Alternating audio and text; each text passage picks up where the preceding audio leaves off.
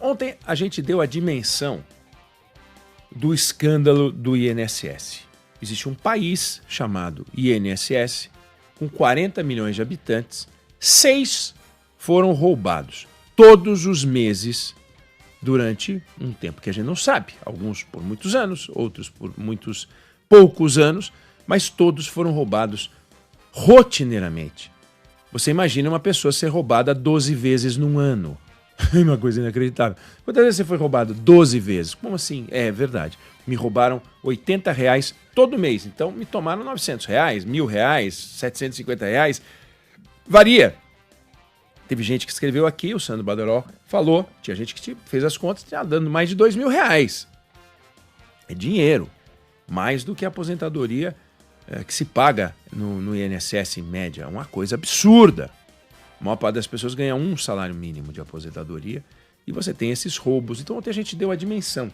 1 de cada 7 aposentados e pensionistas assaltado por essa máfia, por essa quadrilha, por esses marginais, por esses bandidos que se sentem à vontade, tranquilamente, para comprar Porsche. Virou meio que um símbolo, né, esse tal de Porsche. Para comprar carro de bacana, para desviar, para enriquecer ou para alimentar sua estrutura de entidade muito esquisita que tem que ser investigada à exaustão. Então ontem a gente deu a dimensão desse assalto, desse escândalo. 6 milhões de pessoas vitimadas no universo de 40 milhões. 6 vezes 6, 36, 6 vezes 7, 42, é quase que 1,7, um pouco menos, entre 1,6 e 1,7 pessoas assaltadas todos os meses. Hoje, eu queria falar com você sobre como é que um negócio desse pode funcionar. Dar certo é demais, não dá para dizer que deu certo o sistema, ainda que o assalto tenha ocorrido, ainda que o volume tenha sido assombroso, a se confirmar, 6,3 bilhões de reais é um assalto que a gente não ouve contar por aí, né? É o maior assalto da história. 72 milhões de roubos, né? Num ano, 6 milhões de pessoas sendo roubadas todos os meses em um ano, dá 72 milhões de roubos, multiplica isso pelo número de anos e você vai ver quantos episódios de roubo a banco, de roubo às contas aconteceram. Eu acho que não tem precedente no Brasil, não tem precedente. Nem em volume, porque a antiga máfia da Previdência, que foi desmontada nos anos 90, roubou, em valores de hoje, metade disso, 6 bilhões, a se confirmar o valor. Mas como é que um negócio desse acontece? E acontece por causa de um tripé. De um tripé. 3 fatores que levam a isso. Sem um deles, provavelmente a gente não teria este problema. Vamos começar pelo primeiro fator e mais importante fator. Sem dúvida nenhuma, o mais importante fator, que é o sistema que que comanda o pagamento de aposentadorias e pensões. O sistema montado pela Dataprev e que comanda essa confusão toda. É um sistema que já ganhou o apelido de Vazaprev no passado. Não que já não mereça mais o apelido, mas já houve um mega vazamento de dados. Foi denunciado, foi apurado. No ano passado, para você ter uma ideia, o Vazaprev cuida do pagamento de aposentadorias e pensões, cuida dos laudos, cuida da inclusão das pessoas no sistema. E no ano passado, o laudo de perícia vinha no campo de considerações, Sandro, blá, blá, blá, blá, blá, blá, blá, blá, blá, nós noticiamos, blá, blá, blá. Como pode um negócio desse? No ano passado, o sistema ficou mais de 1.400 horas fora do ar. Quando fizeram as contas, dava o equivalente a 2 meses fora do ar. O sistema. Os dados cadastrais foram expostos, até porque, e isso o próprio Carlos Lupe disse num depoimento que ele deu na Câmara dos Deputados, antes do vazamento do escândalo, quando ele ainda era ministro, quando ele ainda falava como o homem da solução, não como uma das razões para o problema, ele disse das centenas e centenas e centenas de pessoas com senhas de acesso à Previdência. um total descontrole. Total descontrole. Vão dizer, não, não é total descontrole. É um sistema de controle. Bom, é um sistema de controle que não controla. Então, o primeiro motivo é o sistema de computadores, o sistema de dados, de gestão de dados, que é o nosso Vazaprev. Então, no Vazaprev, tudo pode. Dados foram negociados, dados circulam para lá e para cá, laudos são feitos de qualquer jeito. Tem um problema. Foi um problema criado pelo governo Lula. Foi um problema criado pelo governo Bolsonaro. Não, não é. É um problema que vem sendo vem sendo tolerado há décadas, com investimento que não é feito. A Dataprev chegou a entrar na lista de privatização para poder, de repente, entregar para alguém competente para tocar. Por enquanto, não é. É um sistema que precisa de muito investimento. Precisa de centenas de milhões de reais, porque nós estamos falando do maior banco de dados do país. É um banco de dados que paga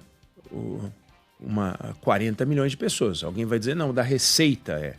Mas agora você vê que é interessante. O da Receita funciona bem. O Vazaprev, não. Por que o da Receita funciona bem e o Vazaprev tem esses buracos? Eu não estou dizendo que o Vazaprev não paga, né? Paga. Os aposentados recebem.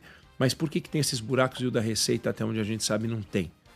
Porque o sistema feito para receber, ou seja, o sistema feito para entrar dinheiro, para alimentar as emendas, alimentar os ministérios, alimentar os pagamentos de benefícios, alimentar os juízes, alimentar... O sistema para pegar dinheiro da sociedade é muito mais bem feito do que o dinheiro para entregar dinheiro para a sociedade. Nós já tivemos problemas com o Bolsa Família, nós já tivemos problema com pagamentos de merenda, nós já tivemos problema com vários sistemas para sair dinheiro. E agora, para entrar dinheiro, o sistema é mais eficiente. A Receita é mais eficiente do que o Vazaprev, mas muito mais eficiente do que o Vazaprev. O primeiro problema é o nosso sistema exposto à malandragem. O segundo sistema é a existência da malandragem. Tem uma turma lá dentro do INSS que é malandra. E está provado que tem. Se não houvesse a malandragem, que não precisa ser só de gente de dentro do INSS, porque muita gente tem senha, até de fora do INSS, sobre o banco de dados. Se não tivesse malandragem, o sistema até poderia ser meio capenga do jeito que é, porque não ia ter roubo. Mas tem a malandragem. Então a malandragem, sabendo que esse sistema é meio capenga, vai lá e ataca. Essa é a segunda perna do tripé. E tem a terceira perna do tripé, que é a omissão. Espero que não cumplicidade, mas a omissão, pelo menos, daqueles que deveriam vigiar.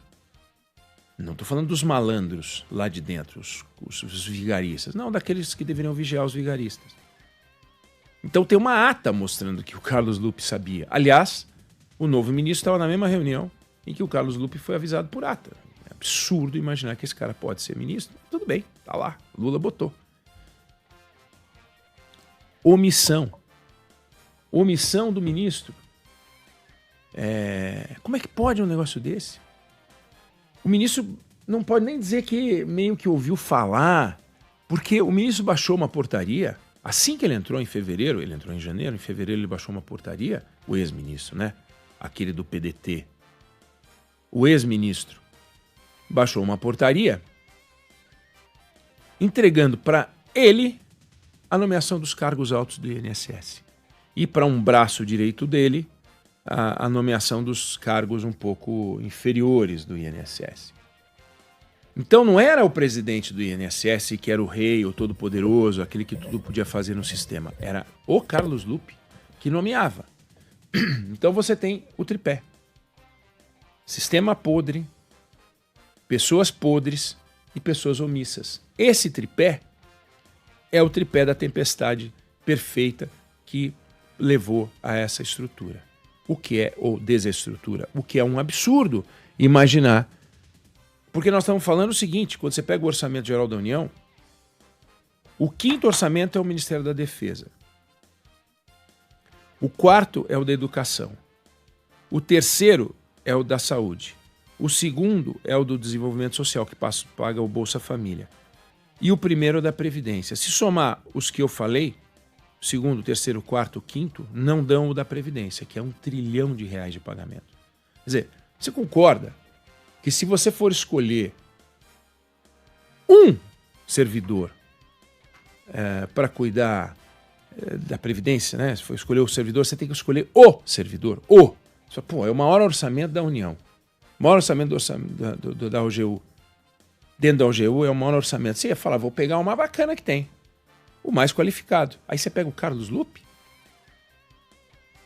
E o que nos leva a um quarto, não do tripé. O tripé é o que eu falei, mas é um elemento a mais para a nossa reflexão. Será que o regime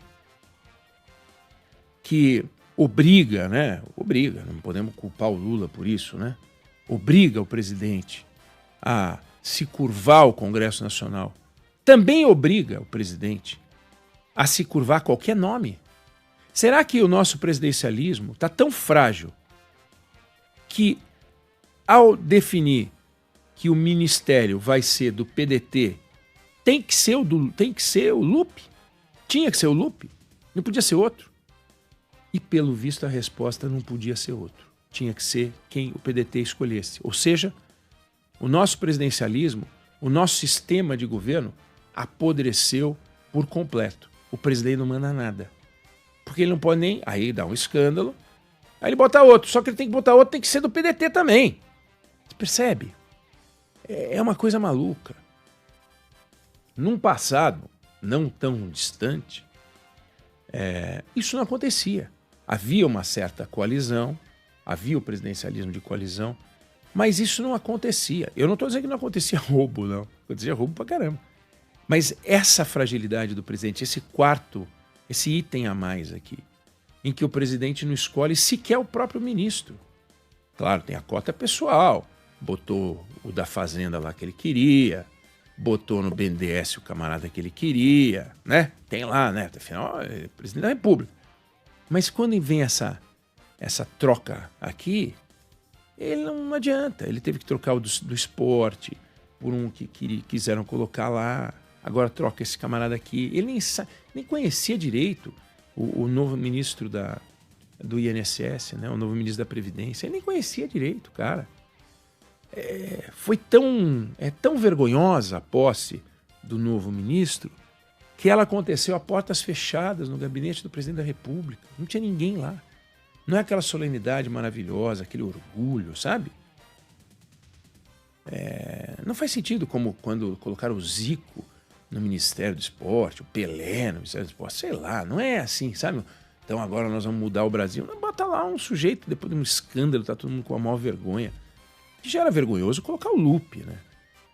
Então, você pega, não do ponto de vista da corrupção, mas do ponto de vista da eficiência, concorda que você tem que entregar o Ministério da Previdência para um sujeito muito qualificado? E quando eu falo desqualificado, estou dizendo que o Lupe não tem as credenciais para tocar um bicho desse tamanho. Não estou dizendo que o Lupe é desonesto. Eu não sei nada sobre o Lupe.